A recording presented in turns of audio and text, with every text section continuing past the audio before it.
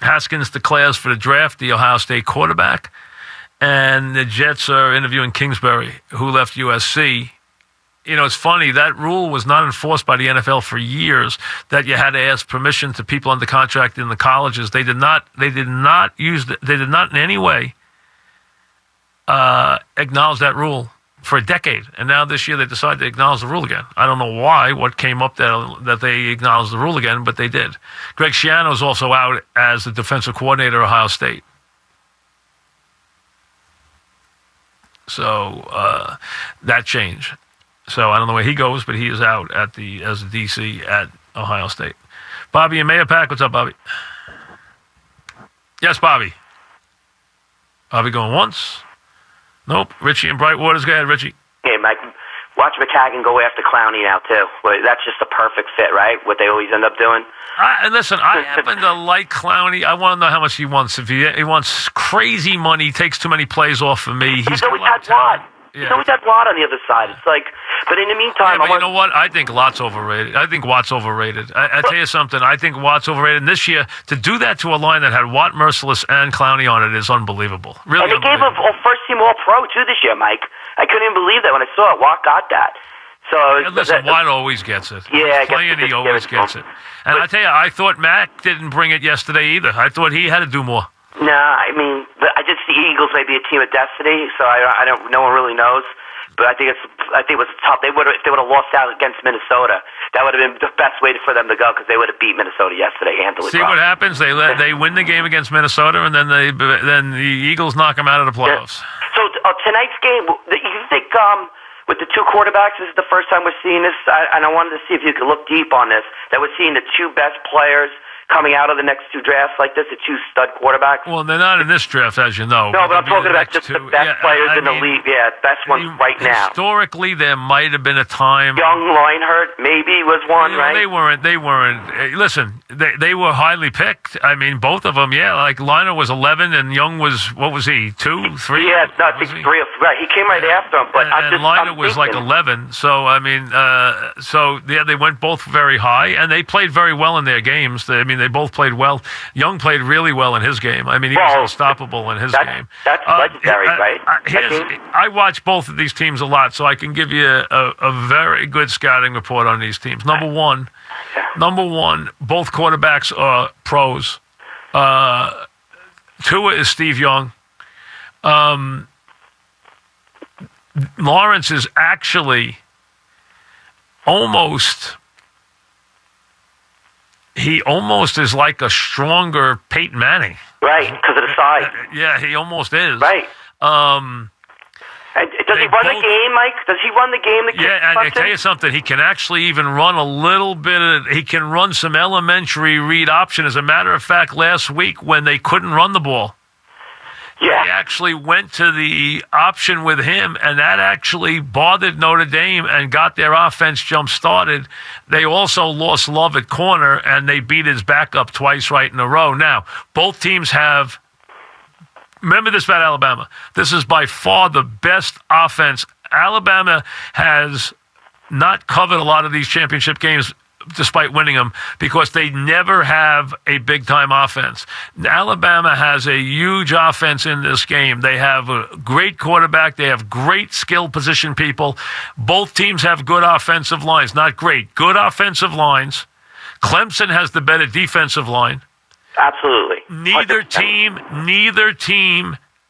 underline neither has good secondary. Neither has a good secondary. The secondaries are overmatched on both sides. One big difference, though. 3 things to notice about the game, and one big difference. One big difference, Alabama is a positive on specials. Clemson is terrible on special teams. Clemson is brilliantly coached, every bit as well coached as Alabama, on both sides of the ball. Plus, this coaching staff in bowl games have been unbelievable, especially as dogs. They're 8-1 in bowl games against the spread, and they're unbelievable as dogs.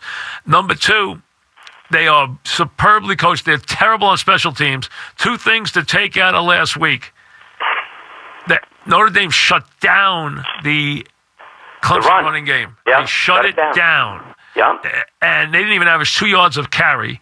And number two, when they blitzed him, he was 1 for 6 for 7 yards. Early on, right? Was that early on in the game and when they were stopped blitzing when they got their corner hurt, and they stopped blitzing. The blitz was working unbelievably. Now, Alabama they'll blitz, but they're not a crazy blitz team. But they may be without one of their big pass rushers tonight. He's hurt. No, in the post game. Listen, Clemson, their biggest edge on Alabama is they have a better defensive line.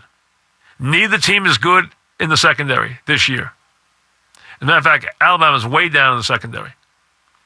But Alabama is much better at wide. They're both really good at wide receiver. Alabama's good at running back. So is Clemson with Etienne.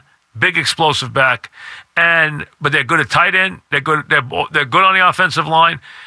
If either offensive line jumps up, that'll be a big edge in the game. The other edge, Alabama has a big edge.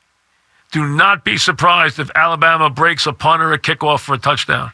Clemson is terrible covering kicks. Big edge Alabama in special teams. And that could be a problem in these games. It really can. I thought this year nobody would come within a touchdown Alabama, so I can't get off that train now. I've said it all year. Clemson and Georgia. Georgia, I thought, was the second best team, but this Clemson team, this quarterback has come so quickly that they might be the second best team. They are a legitimate team. If Clemson beats Alabama, you don't blink an eye. You're not surprised. That's why the line's 5. Against anybody else, the line would be 15, except Georgia. Birch in the Bronx. What's up, Birch? How you doing, Mike? Good. What's happening? Good. I got to challenge your scouting report on Alabama's defensive backs. They're not good at all. They're not up to their level of the past at all. Not even close. That's by their own admission. Look what Oklahoma did to them last week. Mike, if you watch this team, Savion Smith is probably the best corner in the country. They got the first round. This is Alabama. Alabama, by their own admission, is way down in the secondary. They even admitted it. They have not covered in the secondary that well this year at all. Not up to vintage Alabama. This Bama defense is not as good as last year's defense. The only way to attack them is with Renfro out of the slot. Smith. You are missing the point, man. They can get deep on these guys. They can get deep on them. They spun those corners inside out last week all the time in the Oklahoma game. You got to go after the young guys, Surtain. Listen, Alabama's defense is not up to its past couple of years, but their offense is so much better, it's not even close. Alabama scored 15 non-offensive touchdowns 2 years ago. They haven't even come close to that this year. Their linebackers and their pass rush are not as good, Mike. They're not as good anywhere. They're not as good anywhere on defense, but they're weakest in the secondary, and if Miller's out tonight, that's a big loss, too. Mike, I have to say, keep an eye on Savion Smith. He's a stud. Hey, now, their coverage has been, and Clemson's terrible. Clemson allowed the South Carolina quarterback got 500 yards passing, and the A&M guy got 430 yards passing. Clemson is also not good in the secondary. You're right about that, but they each have Travion Mullins for Clemson and Smith for Alabama are studs, Mike. Listen, one guy doesn't make a secondary, okay? These secondaries, Alabama's had in the past 5 and 6 guys who are all world in the secondary. These teams are down in the secondary this year. By their own admission, Alabama's defense is not nearly as good as it was the last 2 years. But their offense is so much better. They are loaded on offense. Absolutely loaded. Clemson's better than Alabama on the defensive front. Not by much, but better. Alabama's better than them everywhere on offense. They're both good at wide receiver. Alabama's better than them. They're both good at quarterback. Alabama's even better because he's got more experience and he's much shiftier and he's just got more experience. The kid at Clemson is going to be a great quarterback, though. And they both have good offensive lines. I wouldn't say great, but say very good. And they're both down a lot in the secondary. And Clemson's secondary is very weak. Alabama's secondary is way down from where it was the last 2 years. Way down. One guy does not make a secondary. And even Oklahoma, I mean, listen, you can say that Alabama took their foot off the gas. They did. But how many plays did he make in the third and fourth quarter of that game? So there's going to be points scored. I think there's going to be some long passes in the game. Now, Clemson did not run the ball against Notre Dame. That bears watching. And Clemson is going to have a lot of trouble against Alabama on special teams and against Alabama down the field because Clemson is not good in the secondary. They had two quarterbacks get 430 and 500 yards. The guy at South Carolina who played badly in the bowl game had 500 yards against Clemson. And the kid at A&M had 430 yards. A&M almost beat Clemson. Ben in Albany, what's up, Ben? Hey, Mike, Happy New Year. What's happening? Hey, just a comment and a question. I just saw on NFL.com they changed the missed field goal to an actual block. I guess somebody got a hand on it. Oh, in the Bear game? Yeah. Okay. Listen, it was long enough to be good, though. I mean, it hit high enough up to be good. So. Hey, in the Dallas, big Dallas fan, if Prescott gets pushed out of the pocket by Sue and Donald, and he starts throwing the ball on the ground, does Jerry Jones give this guy $20 million next year? That's going to be a big issue. That was a big win for him the other day. But one thing about him to worry about in this game, he has left the ball on the ground all season when he's been sacked. He has fumbled the ball repeatedly all year. He has been a turnover machine, and they got guys that will go in there and strip the ball, as we know. That's how they won the Kansas City game. So we know they can do that. That's a big, big problem in this game for them. Steven Secaucus, what's up, Steve? Hey, Mike, thanks for taking my call. What's happening? I'm a big Andrew Luck fan, as you are, too. And I don't know how anybody couldn't be after watching him play. I'm sorry? I said I don't know how anybody wouldn't be after watching him play. Oh, man, I tell you what. You know what? And you know what? You know how much I respect your opinion and everything. And how do you feel about them going in there being 5.5 point down? What do you think the chances are against the Chiefs? They have a very good chance to win the game. Very good chance. This is going to be a very hard game for the Chiefs. Very hard. I'm going to have a team to root for out of the game because I'm really rooting for Andy to win it this year, and I'm really rooting for Luck to win it this year. So I'm going to have a guy coming out of the game to root for in the title game. And I just hope the heck it isn't the Colts and the Pats. I just don't want to see I don't want to see the Pats run the ball all over the Colts. I mean, if there's one team that just have the Colts number, it's the Pats. I just don't want to see that game. I really don't. But do I think the Colts can win? Yeah, I absolutely think they can win. I mean, their offensive line is playing so well. Their defense is playing really well. Now, nobody's going to have an easy time going into Kansas City, but I think it's going to be a great game. I think it's going to be a terrific game to watch. Yeah, I think the Colts, the way they're playing, could beat anybody. Absolutely. Max in the Bronx. What's up, Max? Mike, Andy better not lose this game, man. What'd you say? I didn't hear you, Max. Andy better not lose this game.